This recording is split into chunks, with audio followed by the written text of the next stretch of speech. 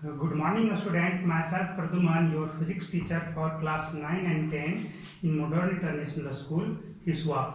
Today, just I am going to start a new topics for class 10 from electromagnetic field, that means magnetic effect of electric current. Your today's topic is DC generator. DC generator. In previous class, just I have discussed about generator. What is generator? This is a device or a machine. This is a generator is a device or a machine which uses mechanical energy to convert electrical energy. Generator क्या है? एक machine है या फिर एक device है जो mechanical energy को क्या करता है? इलेक्ट्रिकल एनर्जी में कन्वर्ट करता है। ये आपको कितने टाइप के होते हैं generator?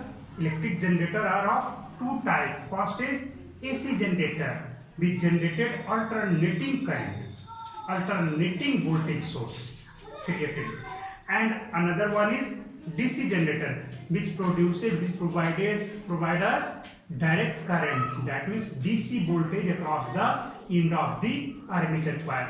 So first of all, you have to know how many topics you have to study in about DC generator.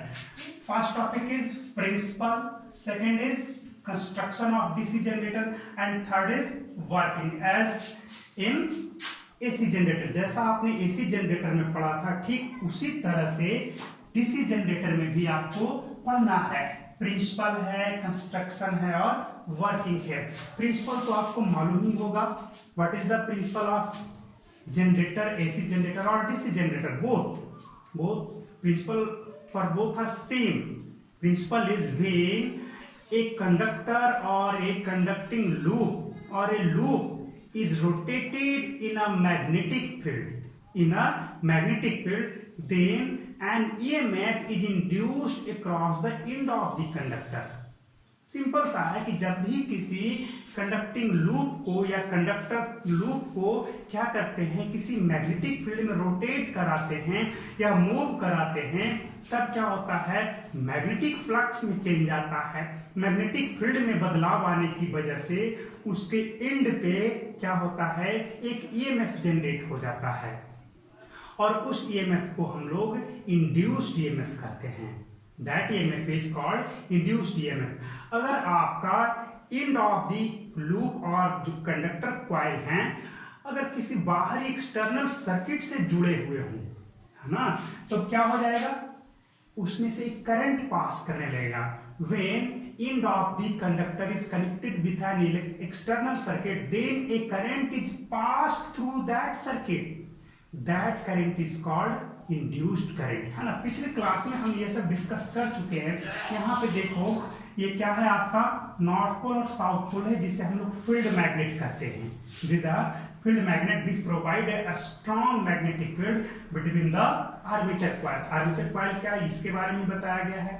Armature coil क्या है? Here ABCD is a insulated copper wire wounded over a soft iron core. This is called armature, which is placed in between a strong magnetic field. ABCD क्या है हमारा? यहाँ पे दिया गया ABCD, है ना। ABCD is a rectangular. ABCD is a rectangular insulated copper wire wounded over a soft iron core, and this iron core with insulated copper wire is placed in between a strong magnetic field, that means in north pole and south pole.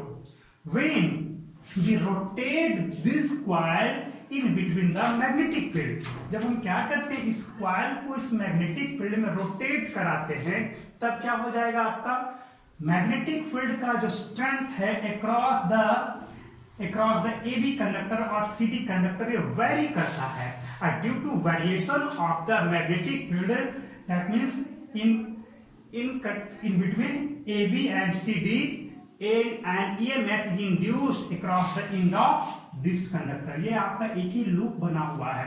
ये आपका एक and है और ये क्या है? दूसरा and है।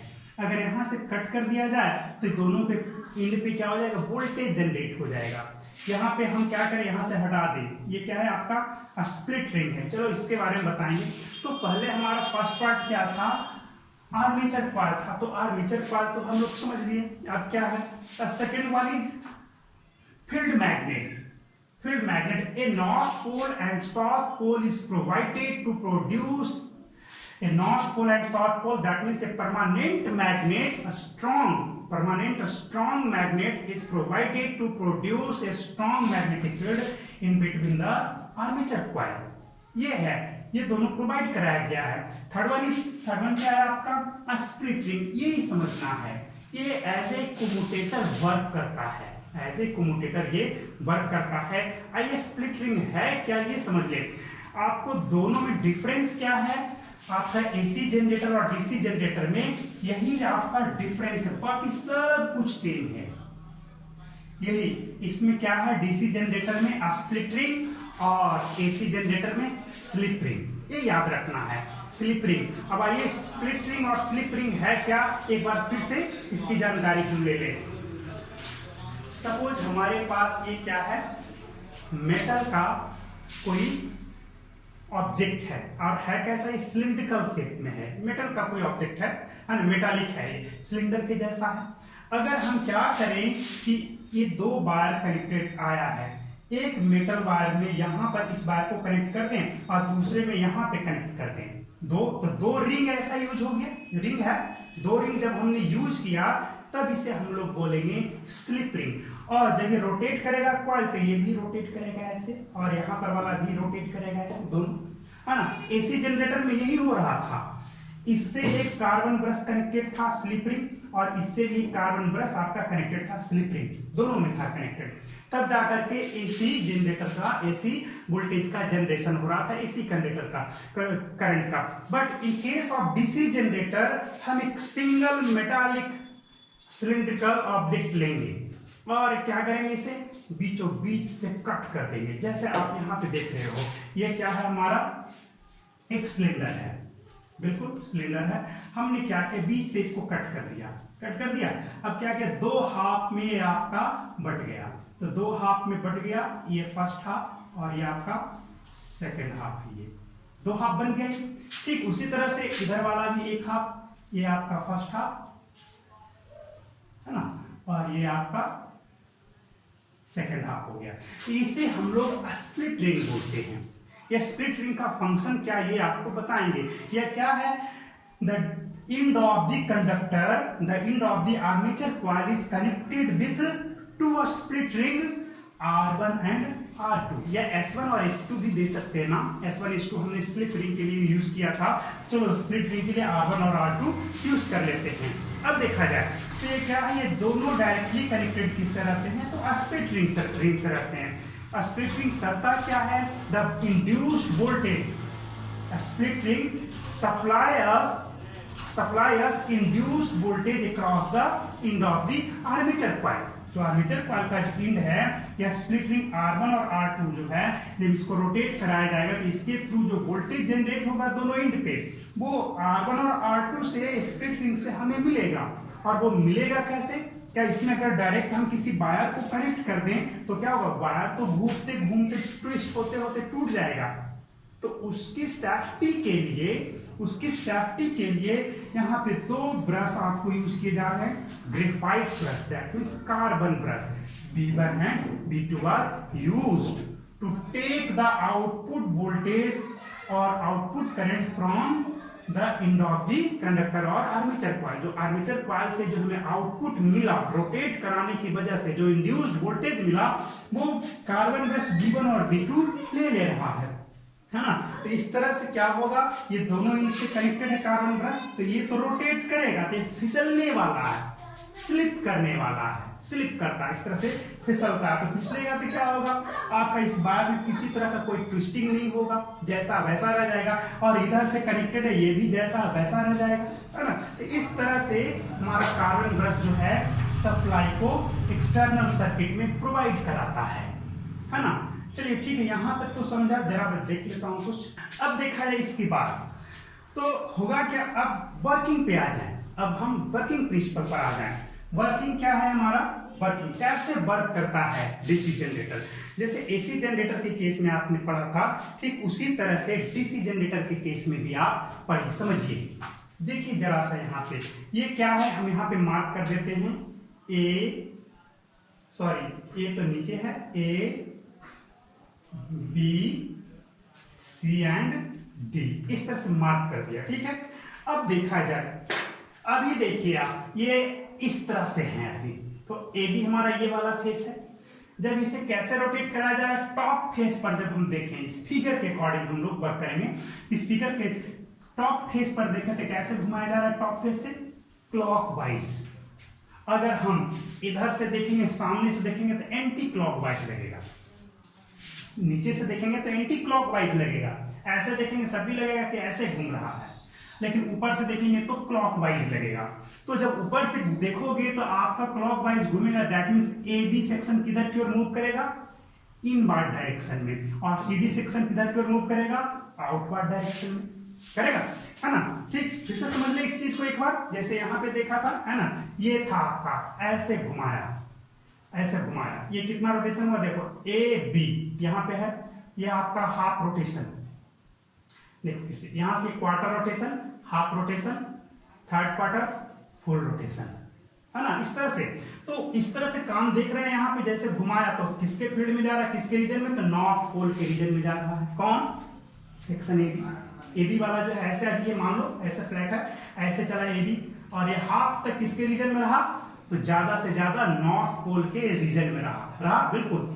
और ये सीडी सेक्शन किसके रीजन में रहा, हाफ रोटेशन तक साउथ पोल के रीजन में रहा। तो चलिए, इससे हमको कोई मतलब नहीं है कि नॉर्थ पोल के रीजन में है या साउथ पोल के रीजन में है, हमें magnetic direction of magnetic field से मतलब है। हर एक केस में मैग्नेटिक फील्ड का डायरेक्शन किधर की ओर है, इधर की ओर है। तो चलिए, यहाँ पे कंडक्टर का मूवमेंट किधर हो रहा है, यहाँ पे चलो इनवर्ड डायरेक्शन में, और यहाँ पे आउटवर्ड में। तो चलो पता करें कौन सा रूल अप्लाई करेंगे to find out the direction of induced current. कौन सा rule, Fleming right hand rule. Fleming right hand rule ही जो है आपको इंड्यूस्ड करंट की जानकारी देता है, डायरेक्शन ऑफ इंड्यूस्ड करंट, है ना।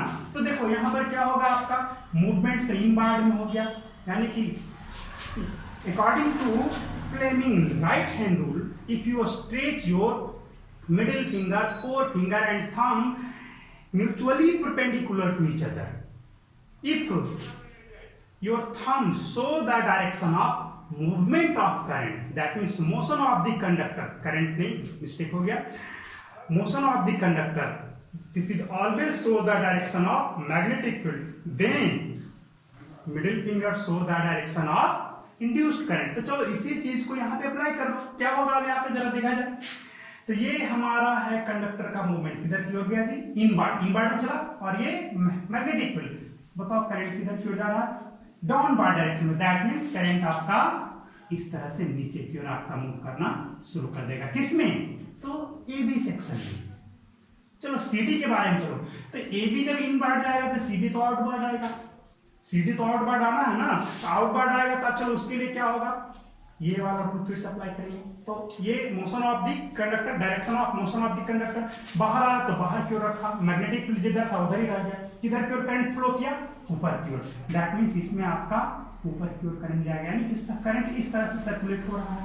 तो बताओ, इसमें देखोगे, इस सेक्शन में देखोगे तो किधर की ओर करंट ऐसे आया, यानी कि करंट आपका इस तरह से चलना शुरू हो जाएगा, और ये गैल्वेनोमीटर का डिफ्लेक्शन किधर की ओर हो जाएगा, इधर की ओर हो जाएगा। अब चलो यहां तक तो आया, कितने के लिए था, ये हाफ रोटेशन के लिए था। हाफ रोटेशन तक में हमारा जो ये R1 जो है, R1 किससे कनेक्टेड रहेगा, B1 से रहेगा कनेक्टेड, सिर्फ और सिर्फ हाफ रोटेशन के लिए किससे रहेगा, B1 से। और फिर सेकेंड हाफ के लिए किससे हो जाएगा, ये तो आपका ऐसे है तो फिसल करके इधर की ओर जाएगा ही, बिल्कुल जाएगा। देख लो, ये अगर जो हाफ ही हम ले लें तभी है, यहाँ रेड वाला को मार्क कर ले इधर से, यहाँ से चलेगा तो ये वाला रेड वाला खत्म हो गया, तब रेड वाला किसके, तो B2 के केस में चला जाएगा, B2 में चला जाएगा ना।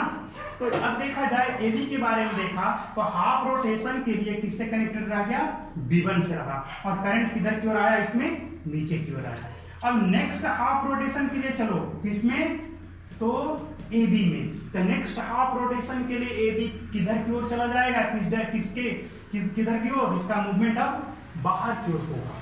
नेक्स्ट हाफ रोटेशन में देखेंगे तो क्या देखा, अभी तो इनवर्ड था, अब ये इस तरह से हुआ, यानी कि जैसे सीडी चल रहा था, जैसे सीडी का मूवमेंट हो रहा था, वैसा ही अब ए बी का मूवमेंट होगा। किसमें, तो नेक्स्ट हाफ रोटेशन के लिए, है ना। तो नेक्स्ट हाफ रोटेशन के लिए जब ऐसा मूवमेंट होगा तो अब जरा सोचो कि अब नेक्स्ट हाफ रोटेशन में ए बी में किधर की ओर करंट पास करेगा। जैसा सीडी में करंट पास कर रहा था, ठीक उसी तरह से करंट अब ए बी में पास करेगा।